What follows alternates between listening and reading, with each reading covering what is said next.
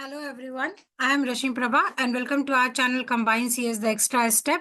In this video, we are going to discuss the next question for artificial intelligence, which I have taken from December 2024 examination. So already in the previous video, I have covered some of the important questions.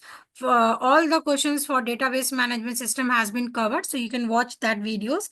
And today we will be completing artificial intelligence.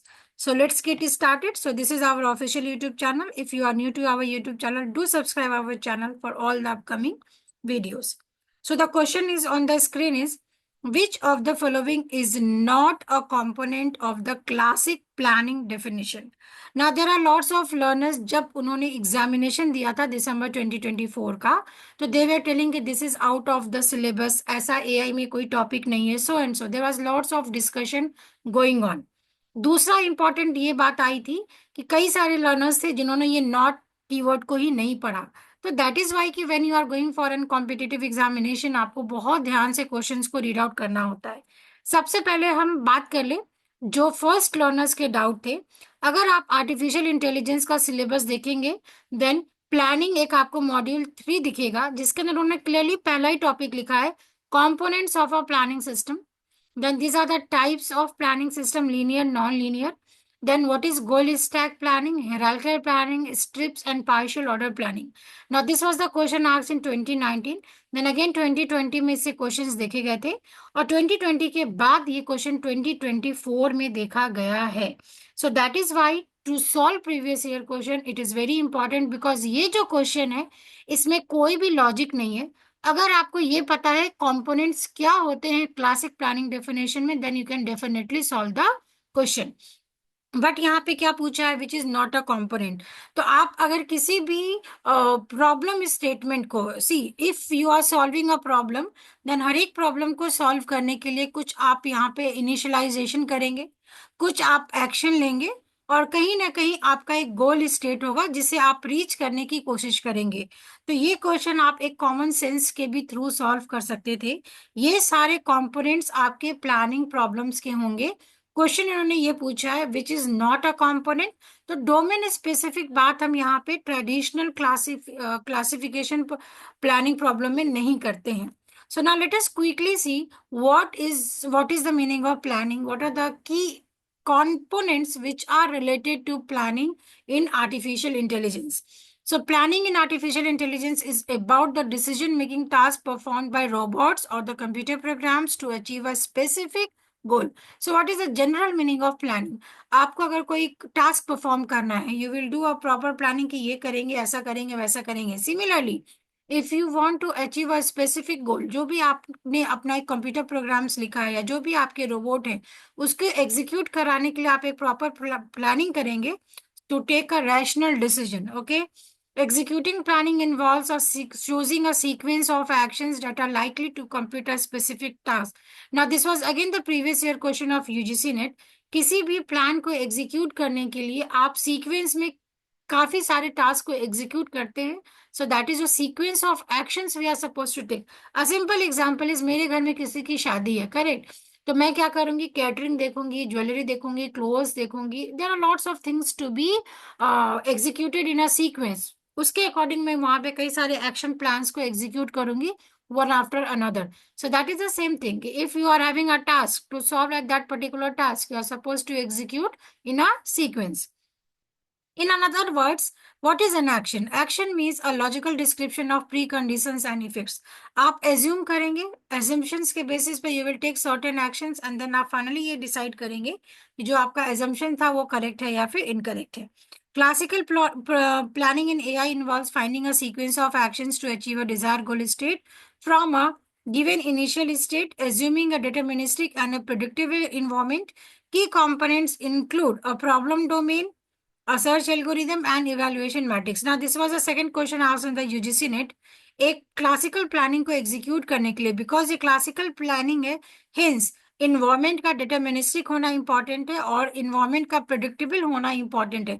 अगर कोई unpredictable situation आ गया या अनडिटर्मिनिस्टिक environment आ गया तो you can not handle it by using the classical algorithm. So that are again the key points which are to be remembered when you are going for your next examination. सबसे पहले बात कर लेते हैं problem domain definition की। So what is the meaning of problem domain definition? Problem domain का ये meaning है, आप एक इनिशियल स्टेट डिफाइन करेंगे, एक गोल स्टेट डिफाइन करेंगे, what are the actions that you are suppose to take and what are the constraint. ना very very very important, अगर आप क्वेश्चन देखेंगे तो इंस्टेड ऑफ कंस्ट्रेंट इन्होंने यहाँ पे डोमेन लिखा है। तो नेक्स्ट एग्जामिनेशन के लिए आप याद रखेंगे, जो चौथा कंपोनेंट इंपॉर्टेंट है क्लासिक प्लानिंग डेफिनेशन में, that is your constraint. So what is the meaning of initial state? Again ये एमसीक्यू में भी पूछा जा सकता है। इनिशियल का ये मीनिंग है आप कहाँ से शुरुआत करने वाले हैं, आप कहाँ तक पहुंचने वाले हैं, that is your goal state. What are the set of operations to be perform to change a state. Then constant means the restriction, the rules that we are following when we are executing a sequence of actions or a state। तो ये चार आपके important criteria होते हैं जो कि problem domain definition में पूछा जाता है। तो बेसिकली इन्होंने यहाँ पे हेडिंग लिख दिया डोमेन। अगर कंपोनेंट की बात करें तो you are having initial state, goal state, actions and constraint. I hope this is clear. Moving to the next important component is search algorithm. Now, when you are using artificial intelligence, the whole artificial intelligence are based on the search technique. So we are having in general forward search and backward search and planning graph. So what is the meaning of forward search? We are starting from an initial state and moving next to the goal state. What is the meaning of backward search? Just the opposite of forward. We will start from a goal state and then we will move in the backward direction and we will coming to the start state. What is planning graph? A graphical representation of the state space used to identify potential solutions and optimize the search process. So basically there are lots of different types of graph algorithms that we use for the optimization technique. So these are the in broad search algorithm. Next is evaluation matrices. Now again this is very important for examination. कई बार पूछा गया है what do you mean by soundness, what do you mean by completeness, what do you mean by optimality, और ये सारे new terms है जो आपके प्लानिंग एल्गोरिदम्स में देखे जा रहे हैं. So what is the meaning of soundness? A plan is sound if it guarantees that the goal will be achieved. Sound का ये मतलब है कि आपका अगर गारंटीड है कि आप गोल स्टेट को रीच कर रहे हैं, it means that algorithm is sound. What is completeness? A planner is complete if it can find a solution. अगर किसी भी प्रॉब्लम को सॉल्व करने के लिए आपके पास एक प्रॉपर स्पेसिफिक सॉल्यूशन है तो आप बोलेंगे it is a completeness problem. What is optimality? A plan is optimal if it finds the shortest or the most efficient sequence of actions to reach the goal. Again, optimality का मतलब है आपके पास start से गोल तक पहुंचने के लिए कई पॉसिबल पाथ हो सकते हैं, बट आपको वो पाथ सेलेक्ट करना है that must be your efficient, okay, और that must be your shortest, और that must be your optimize. तो ये तीन क्राइटेरिया होते हैं किसी भी एल्गोरिदम को इवेलुएट करने के लिए, हैं ज्यादा इवेल्युएशन मैट्रिसेस. अगेन ये डेफिनेशन आपके लिए इंपॉर्टेंट है for the statement based question, तो ध्यान से दोबारा से इस वीडियो को इत्मीनान से सुनिएगा और अपने नोटबुक में आप इसको मेंशन कर सकते हैं. Moving ahead, this is just an example. What do we actually mean by a planning problem? Now let us take an example कि मुझे एक बुक खरीदना है किसी भी स्टोर से, करेक्ट. तो ये मेरा प्रॉब्लम स्टेटमेंट हो गया, gate books from a store. Now we will assume something are given. So initial state is given and output state is given. So what will be my initial state? I am starting from my home. Who is agent? I am agent. You are agent. Anyone which is having a existence, that is an agent, जिसको आप in short बोलते हैं entity. Output क्या होगा? आपको अगर किसी store से बुक लेकर आना है और अगर आपका वो बुक घर में आ जाता है, that is your output state. तो हमने यहाँ पे इनिशियल और आउटपुट स्टेट तो आप प्रिडिक्ट कर सकते हैं. Now we are suppose to calculate the states and then we are suppose to calculate the actions. Action क्या लेंगे? आप अपने होम से निकलेंगे बाहर, कुछ रास्ते तय करेंगे और फिर आप एक स्टोर हाउस में पहुंचेंगे, फिर आप वहां से बुक लेंगे, then you will come here. बीच में यहाँ पे ऑब्वियसली आप चेक करेंगे, पेमेंट करेंगे, there are lots of other things. So they are known as your actions. आप घर से निकले, आप बाहर गए, दैट इज गो. आप बुक खरीदे तो that is by. So on. States क्या हो जाएगा? आप एक जगह से चल के, अगर सपोज आप यहाँ पे कहीं पे रुक रहे हैं तो दैट इज योर स्टेट्स. तो इस तरीके से हमने यहाँ पे कुछ स्टेटमेंट्स को कंसिडर कर लिया. Now what are the key ingredients? इसकी जगह आप बोल सकते हैं what are the key components of planning. So just now we have seen there will be a problem. उस problem को solve करने के लिए you must be having one language, you must be having some planner and then you must be having some solution. इस तरीके से आपका एक मॉडल परफॉर्म करेगा. Now, let us quickly see what are the questions that has been asked from this topic is in AI, what is present in planning graph? अभी आपने इस topic को पढ़ा, वीडियो को पॉज करिए, कमेंट सेक्शन में जरूर कमेंट दीजिए because when we are making a video like this हम भी एक्सपेक्ट करते हैं कि सामने से आपका फीडबैक मिले टू मोटिवेट अस कि we will make more good videos for you guys. Now what we have seen, literals की बात नहीं हो रही है, वेरिएबल्स की बात नहीं हो रही है, ह्यूरिस्टिक एस्टिमेट्स की बात नहीं हो रही है. अभी हमने बात किया सीक्वेंस ऑफ लेवल्स, या आप इसको सीक्वेंस ऑफ एक्शंस बोल सकते हैं, या फिर आप कई सारे स्टेट्स को फॉलो करते हैं. So this are sequence of level. So this was asked in NTA UGC ने 2017. Okay. Now what is the basic difference between problem solving and planning? So basically this is your classical problem. Okay, and that we are using nowadays planning problem. तो अगर हम state की बात करें तो आपका problem solving में एक डेटा स्ट्रक्चर होता है, प्लानिंग में हम we are using a logical syntax. जो प्रीवियस वीडियो में मैंने आपको बताया है like alpha tends to beta entails, basically alpha entails beta, इस तरीके से आपके लॉजिकल सेंटेंसेस कन्वर्ट हो जाते हैं. एक्शन की बात करें so we are going to write a code and in the planning we will be having some preconditions and then on the basis of preconditions we might be having some outcomes. So what is the goal state? Again there must be one code, there must be again the logical system. जहां से start कर रहे हैं goal will be the same thing. Plan, so we are going to plan in a sequence and then we are having lots of constraint in planning problem. तो again this is very important, आज तक इस पे questions नहीं पूछा है. ये सारे आपके एक्सपेक्टेड टॉपिक्स हैं for your next examination. Moving to the next question, 2017 का ही एक नेट का क्वेश्चन है. What is the best method to go for game playing problem? Now this is open short question.